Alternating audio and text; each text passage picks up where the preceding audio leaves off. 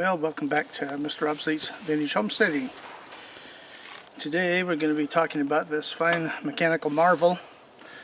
We showed this at the end of our last week's video and put it to the people out there, the viewers, see if they could figure out what it was. Well, to my amazement, almost all of you knew what it was, so history is still good.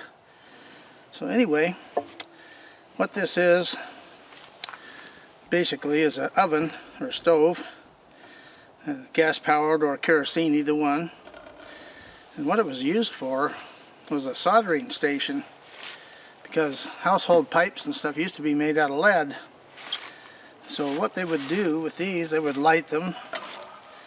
Has a burner assembly inside here. And this is what they used to use for soldering irons. This is all copper. And you can see here on the end, it's got some lead on it. It's been tinned. So anyway, what you would do is get a fire going and put this in here like this. And when it got hot enough, then you could do your soldering. And these were used in plumbing mostly, but on farms and homesteads and stuff, especially before World War II, where they didn't have power in the rural areas and you needed to do some soldering or repairs, you would need something like this. So basically it has several functions. One is to heat the soldering irons,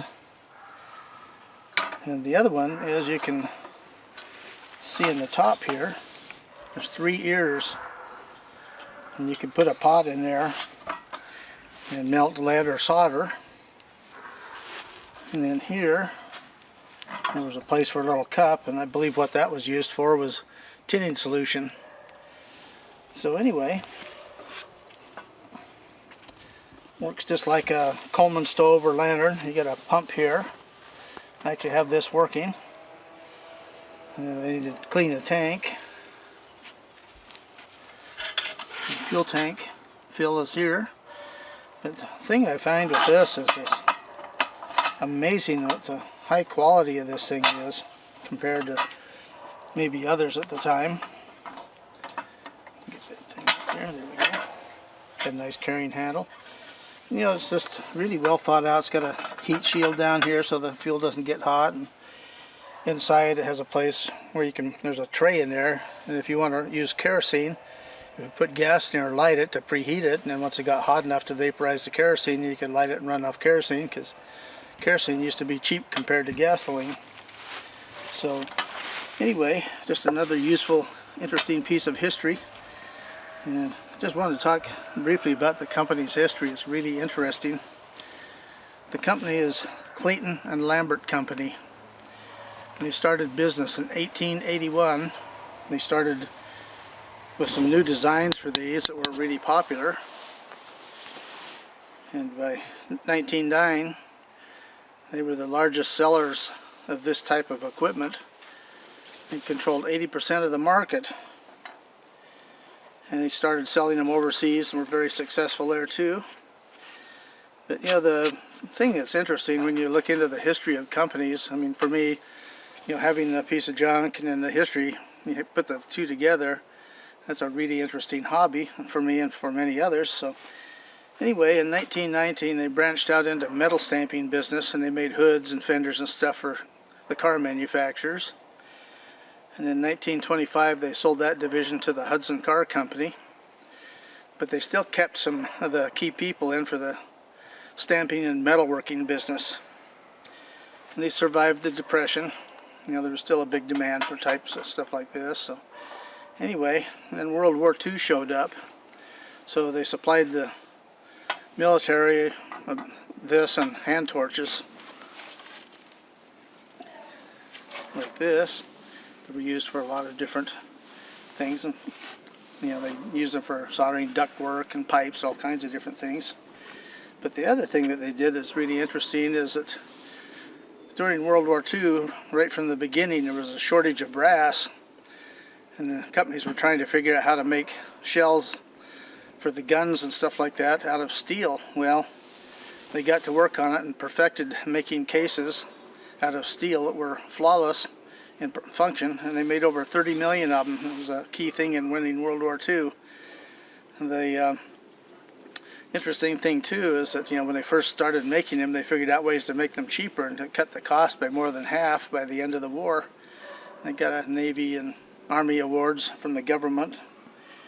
But anyway, what they did after the war, they got into making metal stuff again, stampings and whatnot, and then they, in the early 50s, they bought some companies that were making water heaters and ducting for heating and cooling and other things like that, furnace pipe, and they got into making corn cribs and grain storage bins for farming also.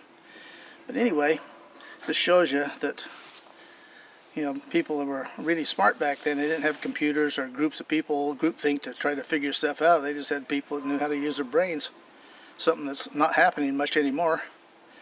So anyway, the company, I believe, is still around, but in the 1970s they phased these out because there was no demand for them anymore. But anyway, like I say, they were one of the best and by far the largest producer of them. Now this hand torch here is a nice piece, and we'll come over and take a close-up here, the logo on it. Well, this is made by the same company, and it's made out of, the tank is all brass, has a wooden handle and a bakelite knob. Here's your fill and pump. This would work except for the leather in there has got a hole in it, so I see if I can make something for that. But anyway, this cup right here, you fill it with gasoline to preheat this, and then you can run kerosene, because kerosene used to be cheap, not like today. And they open it up and start burning. So anyway, here's the nice logo. And the pump and the fill, nice wooden handle, bakelite knob.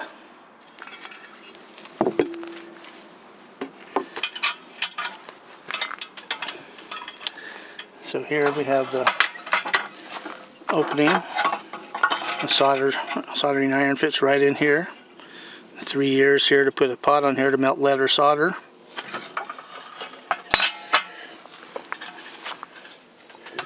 There's your control knob for your flame. Here's your filler. And there again, I believe a cup was for the tinning fluid here. And then your pump. Like I say, I've got this working, but you see, it builds up really nice pressure there. So anyway, there you have it. So when you collect something, it's a good idea to know the history too. A lot of times it's a really important part of the past, like this was. So anyway, using a soldering iron like this, if you like, if I had this all up and running and whatnot, ends of the tank here are soldered on. It would be totally cleaned, and then you just put it down here like this, put a piece of brass over here, and just put your solder in like that. And so anyway, that's how they work.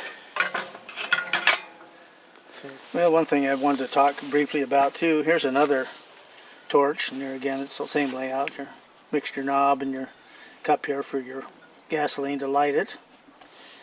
But you know, whenever somebody makes an exceptional product like these, there's always somebody who wants to cut corners and try to get into the market by making something cheaper. Here's a good example. This blowtorch is a Wall brand, W-A-L-L, and how they cheesed it out was, you know, it looks like it's made out of brass or copper, but it's made out of steel. So, you know, there again, and this pump is really cheaply made. The other thing I get a kick out of this is, you know, right here it has the brand name, and over here you won't be able to see it, but it says Pisto Grip, which means that they didn't know how to spell pistol grip, so they had some dumbbell working there. Anyway, fun history in just about anything that's old. For the second half of the video, we'll be out doing some breaking in the chain on the 034, so I'll be right back. Okay, well, like I say, the second half of the video here is going to be about Mr. Cheesy, the Stihl 034. And a couple of videos ago, I put the new bar, new chain, and drive sprocket on, serviced the clutch, and did a bunch of work on it. So anyway, I recommend go back and watch our last two videos, and that'll be on the blowtorch and the saw both. But the thing, you know, just did the initial run-in on the chain here, adjusted it a couple of times. So what we're going to do is go out to a stump where I cut down a tree a couple of years ago and do some cookies to break the chain in, do some light cutting with it, and, you know, do the final tune on the saw, get everything running good. So we'll see you at the trees. Well, we got Mr. Cheesy, the 034 out here. We're going to be cutting some cookies here to break in the chain. I was talking about how I use chain lube on this. And it sets up as a grease, so I'm going to show you how sticky that is. Let's touch it up against that. That's why it sticks to the chain. It penetrates the rollers and everything. And you can see it there. There's a light grease. This is the best bet for breaking in a chain. So anyway, I'm still learning the nuances of this saw, and I'm down to 25 last night, and it's about 36 right now. This thing was an absolute bear to start today. Last time I ran it, temperature was way higher, and carb settings were for that. Anyway, so if it starts here, we'll start cutting some cookies.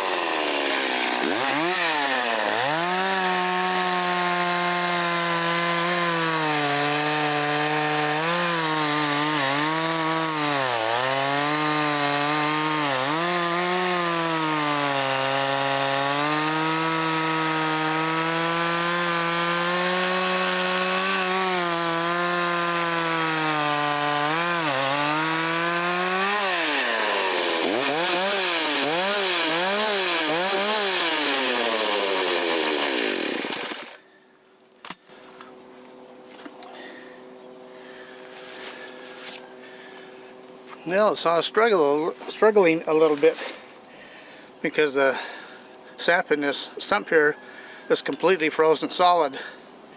So anyway, that's how I break in my chains.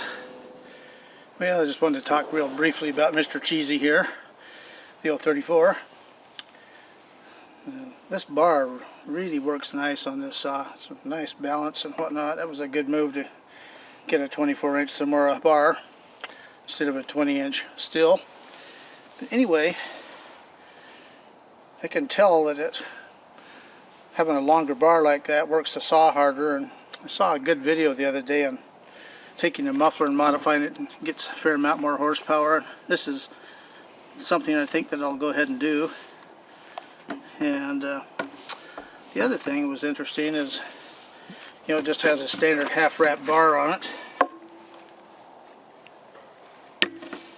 And with a simple modification, you can put a full wrap bar on it. For bigger saws, I really like a full wrap, so I think I'll do that too. So when I get ready to do that, I'll do a video on it. So, well, that's how I break in a new chain. So remember, vintage is best, even if it's cheesy. So we'll see you on the next exciting video.